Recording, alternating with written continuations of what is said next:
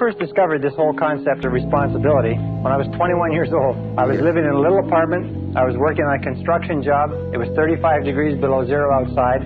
I didn't have a car. I didn't have any money in the bank. I had failed out of high school. And I looked around me in that cold winter in that little apartment with no future and not much of a past. And I said to myself, if ever I want anything to change, it's up to me. That's the time where I really got scared. It suddenly hit me right between the eyes that if I wanted my life to be different, it was up to me to make my life different. I definitely don't want to be the guy that just lets the clock run out, you know?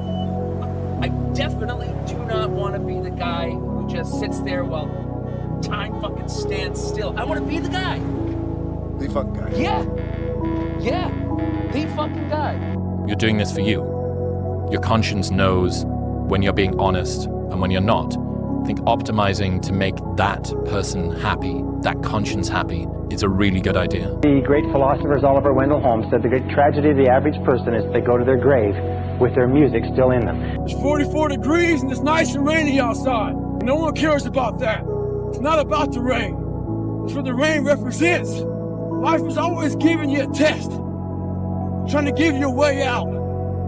Trying to give you an excuse not to show up. This is my excuse today. But guess what? You gotta have the mentality to show up every fucking day of your life, no matter what life throws at you. It's our responsibility to show up to the Coliseum of life. Show up. If you show up, there's a chance something could happen. I don't care what you're going through, what life's throwing at you. It's your responsibility to find your new 100%. You do. You will find the strength to do what needs to be done. Kill the boy. Winter is almost upon us. Kill the boy and let the man be born. Starting point of flying to the stars, the starting point of taking complete charge of your life, the starting point of great success and great achievement is to accept complete, unconditional responsibility. If it's to be, it's up to me. If it's to be, it's up to you. Everything you do, you may have some support, you may not, but it's on you. You have to make the decision whether you want to be a badass or whether you just want to be mediocre and everything's okay. But being a badass hurts. 3 months, October, November, December. You've got 3 months left in the year and you have one of two choices. You can do what you've been doing year after year after year after year, which is literally nothing until January 1st when you have a spurt of motivation and you decide that you're going to change your entire being, and then you do it for 2 weeks and then those goals are never seen or heard of again. Or you can see the opportunity in front of you and take the next 3 months and commit to the actions that are going to produce that version of yourself. Hard times create hard men. Hard men create soft times. Soft times create soft men. Soft men create hard times. We are now around soft men and hard times. What's really wrong is the softness of this world. Everybody's not a winner. There is failure. There is tons of defeat. We have to get that back. That's growth. There has to be structure in the world again. There has to be accountability. People have to get a little bit of toughness back. Everything's easy. No one's ever cold anymore. No one's ever hot anymore.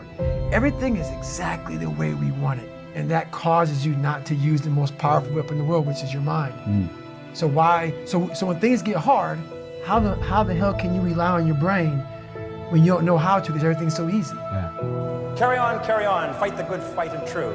There's big work to do. Believe in your mission, greet life with a cheer. There's big work to do, and that's why you're here. It's like you're 3 degrees too cold and you... It's true. Yeah, you feel wet and wimpy. And, it's true. Yeah. I mean, like, it's sprinkling outside, everybody's running inside. Yeah. It's just these small things versus saying, you know what? And it creeps up on you. You don't really know it's happening. It does, versus saying, you know what, I'm a man. Yeah. Carry on, let the world be the better for you. So at last when you die, let this be your cry. Carry on, my soul, carry on. I'm prepared to start all over again, or stop it. Get back to work, restore discipline. Do you want to be a bitch today? Do you want to feel like a little bitch? Do you want to walk around all day knowing that you could, but you didn't? What I have learned is you can learn anything. Some of it's going to take a little longer than the others, but we have the ability to learn anything. Okay? If you change your life, if you want to change your life, you must change your ways. You must develop discipline. You must develop strength. I tell you these things. Your thoughts don't need to be politically correct. They're your thoughts. They're no one else's thoughts. And so whatever you have to do to get yourself there. For me, the idea that a girl that I would want to be with would be like, I just don't think he's ambitious enough. I don't think he's successful enough. Like that, those ideas killed me. And so I never wanted to be denied entry to somewhere because I didn't have these things. Now, do I believe that people should be denied entry? No. But I also realize that's the way the world is. My fucking mindset is I will not lose. I will not fucking lose, man. That's how you gotta move in this world today. You will not lose, regardless of the circumstances. Do it. Make your dreams come true. Just do it. Say, I will not fail.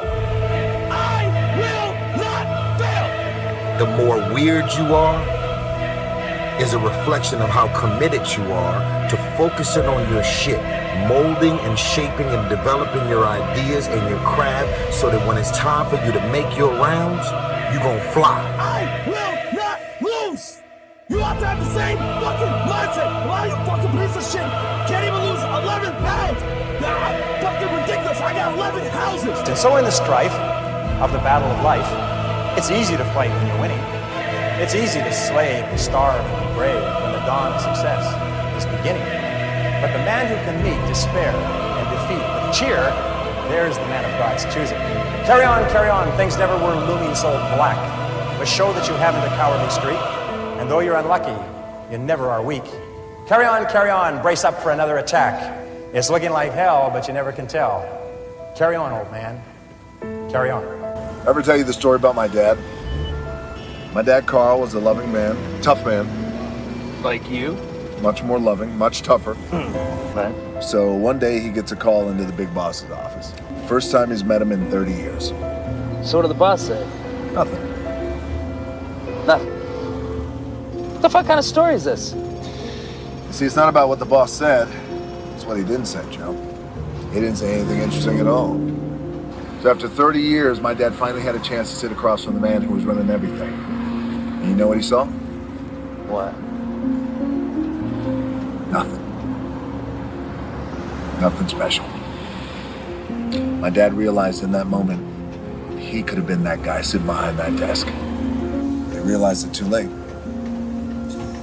We're all just a bunch of guys, Joe. Some of us believe that we could do anything. Some of us believe we can't. You gotta try. You gotta get out there.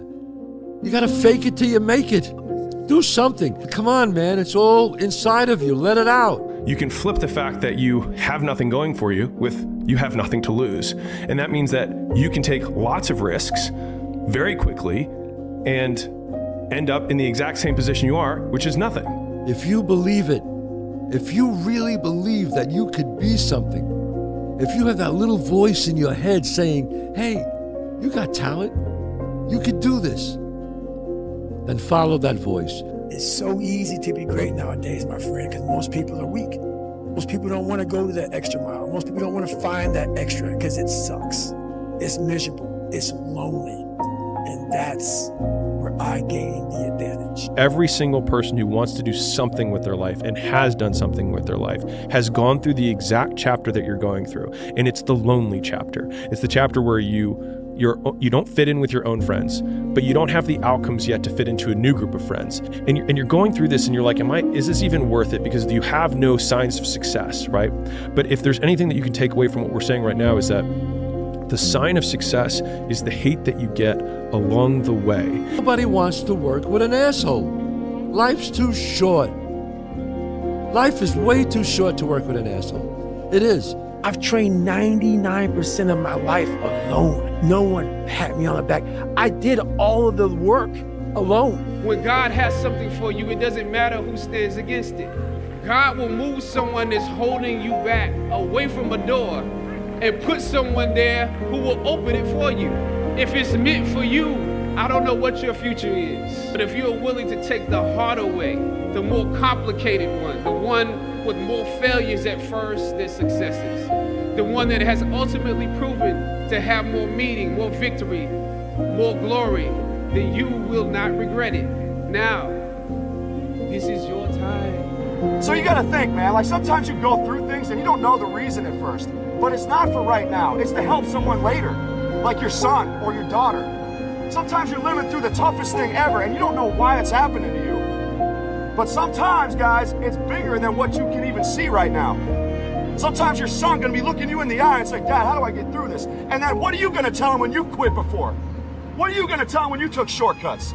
That's the point, man. There's so much stuff that's bigger than you right now that you're going through for a bigger purpose than you can even imagine. Hey, another thing. What did Sonny say in Bronxdale? Nobody cares. Mickey Mantle don't care about you, so why should you care about him? Nobody cares. Nobody cares. In the end, nobody cares. So live your life and don't worry about bullshit like that.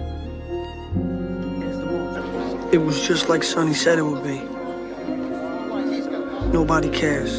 Who cares? You tired or not? Nobody cares about you. He was tired, he have personal problem, family. Nobody cares. Nobody cares. You know, at the end of the day, nobody cares.